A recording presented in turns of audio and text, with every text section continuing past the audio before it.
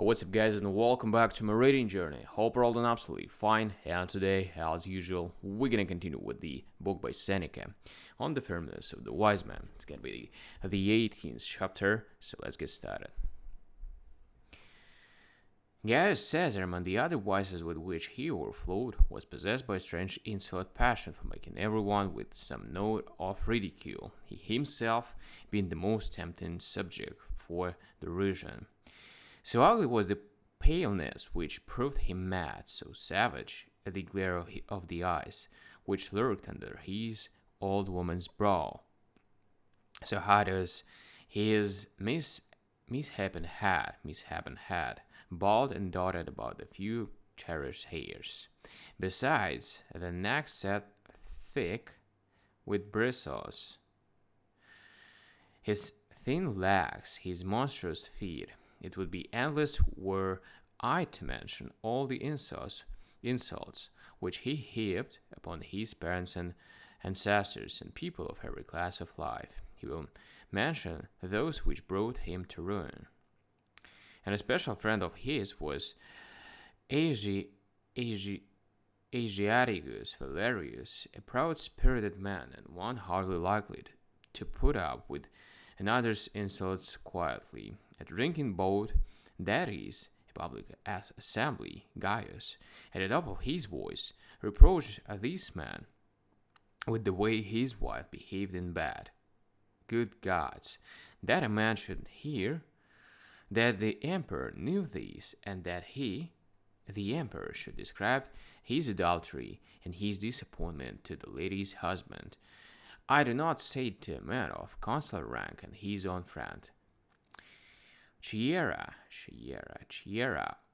On the other hand, the military tribune had a voice not befitting his prowess, feeble in sound and somewhat suspicious unless you knew his achievements. When he asked for the watchword, Gaius at one time gave him Venus, and at another Priapus, and by various means approached the man at arms with effeminate vice, while he himself was dressed in transparent cloth, wearing sandals and jewelry. Thus he forced him to use his sword, that he might not have to ask for the watchword oftener. It was Chiera who first of all the conspirators raised his hand, who cut through the middle of Caligula's neck with one blow. After that, many swords belonging to men who had public or private injuries to avenge were thrust into his body, but he first showed himself a man who seemed least like one. The same Gaius construed everything as an insult, since those who are most eager to offer affronts are least able to endure them. He was angry with Herennius Macer for having greeted him as Gaius, nor did the chief centurion of Triarii get off scot-free for having saluted him as Caligula, having been born in the camp and brought up as a child of the legions. He had been wont to be called by this name, nor was there any by